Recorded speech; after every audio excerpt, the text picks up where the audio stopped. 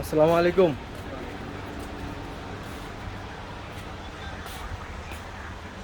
ভাই। এই জায়গায় কি কি বিক্রি করেন? যা না এ টু জেড, আপনি দেশ ছাড়ে বিদেশে আলু, আসছেন কেন? বাগুন, এ টু জেড বেশি। দেশ তাদের সাইডে বিদেশে আইসি ভাই, দেশে আমলিক করতাম, দেশে থাকবার দেয় না। তারপরে বিএনপি নিছি, আন বলে বিএনপি চাঁদাবাজ।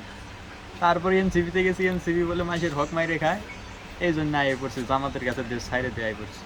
তাহলে ওরাই দেশে যা এই করে কারণে আয়া পড়ছেন। হ্যাঁ। আর এই যে চাকচিক বাতি যে দেখা যায়, এই এই বাতি বাতি- নাগার উদ্দেশ্য কি? এই বাতি নাগারির উদ্দেশ্য হয়েছে কিছু কিছু কানা কাস্টমার আছে যারা দূর থেকে দেখা পায় না।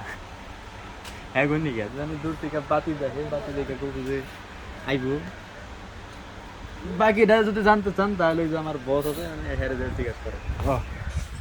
বস, আপনার কি মন্তব্য কি?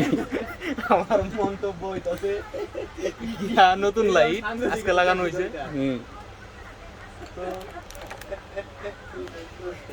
তো আপনার একটা ভিডিওতে কয় সংঘর্ষ, আপনার উৎসাহ কেমন? ওই সংঘর্ষ আর করা যায় না। রাতের লাইট আমরা দিনে লাগাইছি, আর কি ধরনের উৎসাহ জানি একদিন পরে ভাই এখানে কিছু শোনা গেছে এই যারা শালা, হট।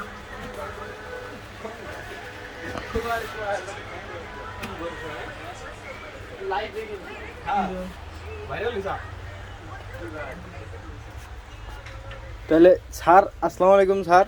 দেশে থাকে লাভ নাই, দেশে থাকে লাভ নাই। এই যে মনে করলেন এনে পড়েন, আপনারে আমরা বেতন হিসাবে রাখবো, সমস্যা নাই। পিসি আছে 3টা, কাজ করতে পারবেন। তারপরে এই যে টুল আছে অনেকগুলা, F64 ইজি জেটাক সব কিছুই আছে। আপনার আপনার লাগে কি সেটা বলবেন, সমস্যা নাই। সমস্যা নাই, সব কিছুই আছে। আপনি খালি দেশ থেকে চলে আসেন বিদেশে, আমার এই জায়গায় চলে আসেন, সমস্যা নাই। খালি বসে থাকবেন, সেটা বসে বসে খালি বেতন নেবেন। ঘন্টার মধ্যে 36 ঘন্টা বসে থাকবেন। হ্যাঁ, হয়েছে।